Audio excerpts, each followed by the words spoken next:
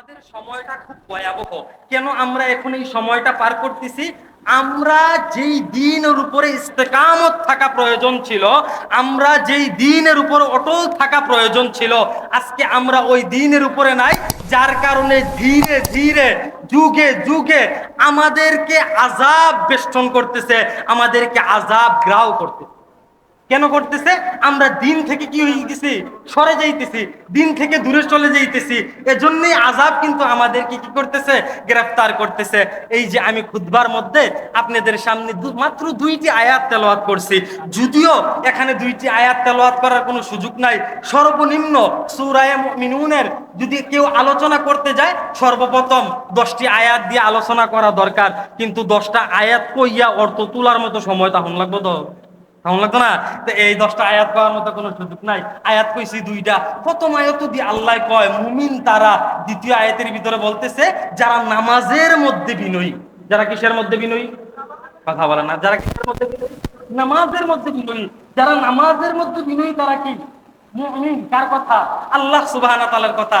কিন্তু আমরা তো নামাজের ভিতরে এমন বিনয়ী হই, বিভিন্ন কায়দায় আমরা তারা নামাজ পড়ি, নামাজের কোনো শেষ নাই। যেমন গত গত 18 রোজার আমি গেছিলাম কুমিল্লা শহরের এক জায়গার ভিতরে, ইফতার মাহফিলের ভিতরে। ইফতার মাহফিল করতাম বিল্লাহ। তো ইফতার মাহফিলের আয়োজন করতে তারা বাসার ভিতরে অনুষ্ঠান করতে, তা ইফতার টিফতার কইরা কায়দা কইরা মসজিদের দিকে যাইতে আসি। চিন্তা করলাম মসজিদ তো নামাজ পড়ার দরকার, তো আইলাম ওয়াজ টাজ করতে, বক্তা মানুষ মসজিদ গিয়া নামাজ না পড়বো তো হ্যাঁ দিয়ালেই তো পারে। এই চিন্তা ভাবনা কইরা মসজিদের ভিতর দিকে রওনা হইছি, যাইতে আসি। এমন সময় কাছাকাছি গিয়া দেখি মসজিদের থেকে মুরব্বীরা বাইরে আসছে। মসজিদ থেকে মুরব্বীরা কি করতে আছে? কথা কয় না। মসজিদ থেকে মুরব্বীরা কি করে? বাইরে আইয়া পড়তে আছে। আমি তো চিন্তা করে গেলাম, পিতারে দেরি হয়ে গেল নাকি, খানা কি খাইয়া লইলাম নাকি?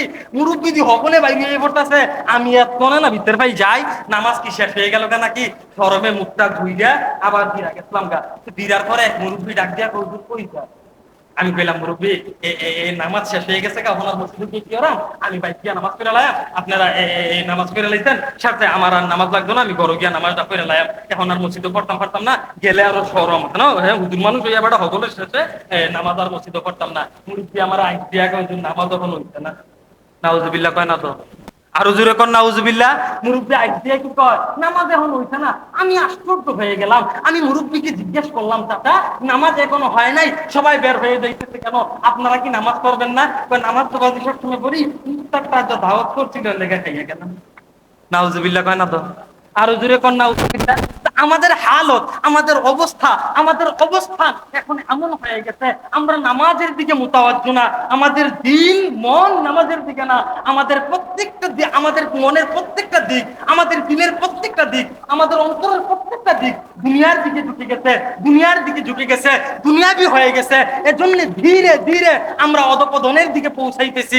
ধীরে ধীরে আমাদের ধ্বংস হচ্ছে। আজকে ফরিদপুরের মধ্যে মুসলিম দেশ দাবি করি, আহারে কি ছিলাম মুসলিম কান্ট্রি কইয়া লইয়া করি, মুসলমান একটা দেশের ভিতরে হিন্দু তারা বলে